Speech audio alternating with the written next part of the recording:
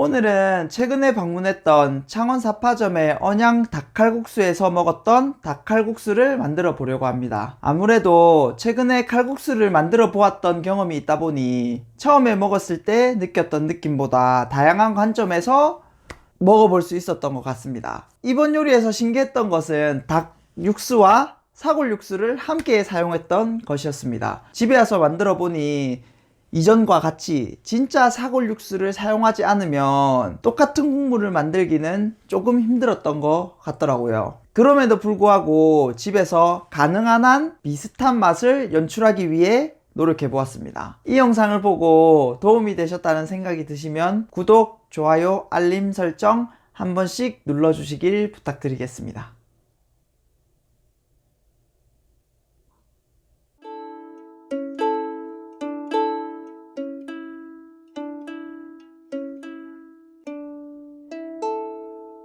앞서 영상에서 봤다면 아시다시피 언양 닭칼국수의 메인은 육수였습니다. 다른 타 재료가 들어가지 않고 육수를 엄청 맛있게 끓여서 만든 칼국수였죠. 그래서 닭 육수 만드는 방법을 우선적으로 보여드리겠습니다. 사골 육수 같은 경우에는 아무래도 사골 원액을 쓰면 80% 정도의 비슷한 맛이 나는데 닭 육수 같은 경우에는 닭 파우더를 이용했을 때 닭뼈를 이용하여 만든 닭 육수와의 맛 차이가 너무 심하더라고요. 그래서 닭 육수만큼은 만들어야겠다 싶어서 닭 육수를 만들기로 결정했습니다. 우선 닭뼈 5개 대략 900g 정도 됩니다. 이 닭뼈의 핏기를 제거해 주겠습니다. 이 닭뼈가 잠길 만큼의 물을 부어 주셔서 30분에서 1시간 가량 핏기를 빼주는 것이 닭 특유의 잡내를 국물에서 빼주는데 효과가 있습니다. 시간이 부족하시다면 이 과정을 넘기셔도 되는데 좀 더 완벽한 맛을 위해서는 이 과정이 꼭 들어가야 된다고 저는 생각합니다. 이렇게 닭이 잠길 정도로 물을 부어주고 30분에서 1시간가량 놔두시면 됩니다. 닭뼈의 핏기를 제거하고 있는 동안 나머지 재료를 준비해 주겠습니다.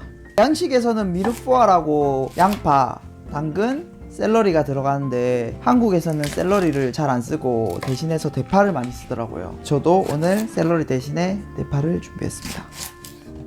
육수를 만들 때 들어갈 것이기 때문에 너무 작게 안 잘라도 되거든요. 이렇게 큼직큼직하게 잘라주시면 됩니다. 그리고 양파 1개를 잘라주겠습니다. 양파도 마찬가지로 큼직큼직하게 잘라주시면 됩니다.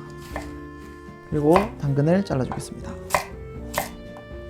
양파하고 대파, 당근 이외에 추가적으로 더 넣어줄 재료가 통마늘하고 통후추 그리고 삼계탕에 들어가는 약재입니다. 이 3가지 재료가 닭의 잡내를 없애줄 뿐만 아니라 그 특유의 감칠맛도 더해주거든요. 이 약재 같은 경우에는 50g 정도를 써줄 예정입니다. 자, 이렇게 닭육수를 만들 때 들어갈 재료 손질이 끝났으면 이제 닭칼국수에 들어갈 재료를 손질해 주겠습니다. 가서 먹어봤을 때 대파가 엄청 많이 들어갔더라고요. 그래서 저도 대파 1개를 준비해 주겠습니다. 저희 같은 경우에는 닭을 7호 닭을 써줬는데 업장에서는 5호 내지 6호 닭을 쓰는 것 같더라고요. 그런 점만 참고해 주시면 좋을 것 같습니다. 따로 손질을 해주신다고 하셨는데 저는 개인적으로 손질법까지 보여드리고 싶어서 그대로 받아왔습니다. 제가 언양 닭칼국수에서 먹었을 때는 이 목뼈가 없었거든요. 아무래도 살이 거의 없고 뼈만 있다 보니까 제거를 해줬던 것 같습니다. 그래서 저도 동일하게 제거를 해주겠습니다. 자, 이렇게 목뼈를 제거해 준 뒤에 거기서는 닭 반마리만 들어갔었기 때문에 저희도 닭 반마리만 넣어줄 예정입니다.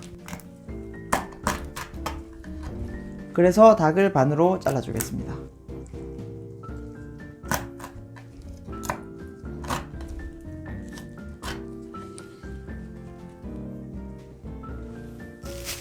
자, 이렇게 닭을 반으로 잘라준 뒤에 아래 보이는 이런 껍질들을 제거해 주겠습니다.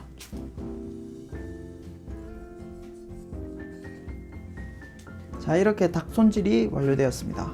저희가 다른 재료를 준비하고 있는 동안 물에 담궈놨던 닭의 핏기가 제거되었습니다. 한번 차이를 보여드리겠습니다. 물에 담궈놓았던 닭, 담궈놓지 않았던 닭, 이렇게 핏기 제거의 차이가 있습니다. 이렇게 핏기를 제거함으로써 닭의 잡내를 한번 제거할 수 있습니다. 자, 이렇게 닭을 건져내 줍니다. 좀 더 시간적 여유가 있으시다면 한 2시간 정도 담궈 두시는 게 좀 더 확실히 핏기를 제거할 수 있습니다. 자, 이렇게 물이 끓어오르면 닭을 넣어줍니다. 닭을 넣어서 데쳐준 뒤에 닭에 있는 이물질을 제거해 줄 예정입니다.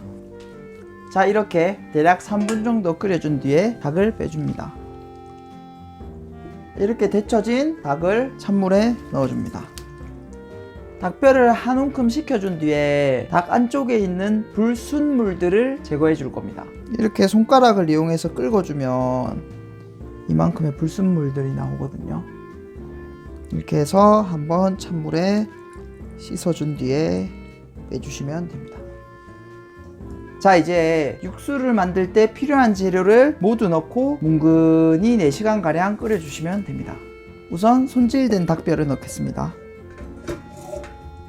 그리고 이전에 준비했던 재료들을 모두 넣겠습니다. 마지막으로 따로 계량을 해준 약재 50g, 그리고 이 재료들이 잠길 만큼의 찬물을 넣어주시면 됩니다. 가스버너로 하면 불이 너무 약해가지고 가지고 내려왔습니다. 한번 끓여준 뒤에 물이 뽀글뽀글 끓기 전에 겉에 있는 거품을 제거해준 다음에 대략 4시간가량 중약불에 끓여주시면 됩니다. 이렇게 4시간 동안 끓여준 닭 육수입니다. 개인적으로 생각해 봤을 때는 이 약재를 굳이 안 넣어주셔도 충분히 맛있는 닭 육수를 끓여주실 수 있으실 거라고 생각합니다. 이렇게 내용물들을 체에 걸러서 빼주겠습니다. 여기에 보시면 이렇게 닭 기름이 살짝 떠 있는데, 이런 거 같은 경우에는 냉장 보관을 하루 정도 하셨다가 그 이후에 빼주시면 이런 기름들이 굳어 있거든요. 그래서 제거해 준 다음에 먹는 것도 좋은 방법입니다. 저 같은 경우에는 그냥 바로 써주겠습니다. 만들어준 닭육수 1리터를 넣어주겠습니다.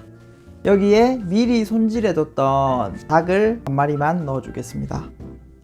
닭 자체에 있는 닭 잡내를 제거해주기 위해서 통마늘과 통후추를 조금 첨가해 주겠습니다.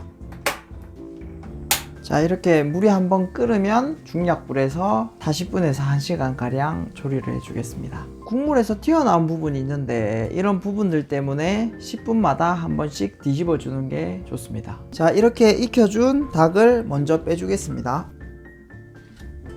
그리고 국물 내에 들어있는 통마늘하고 통후추를 제거해 주겠습니다. 면을 익혀주는 과정에서 물이 조금 더 쫄기 때문에 물을 조금 더 넣어 주셔도 됩니다. 그리고 여기에 사골원액 20g을 더 첨가해 주겠습니다.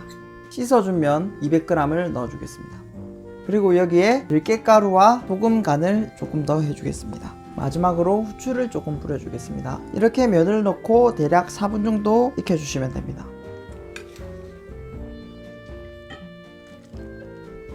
이렇게 남은 국물에 닭을 한번 적셔 주겠습니다. 닭이 건조해졌으니까.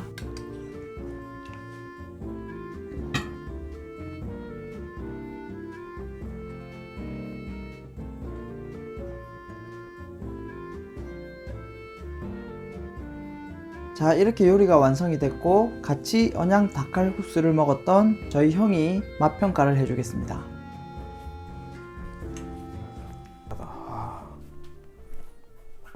나 바로 안 먹어보면 되나? 아, 일단 모양은 깔라는데 국물 안 먹어볼게. 솔직히 국물만 맛있어도 그냥 80번은 간 거 아이가?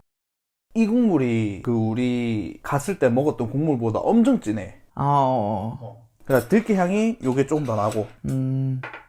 개인적으로 난 진한 걸 더 좋아한다.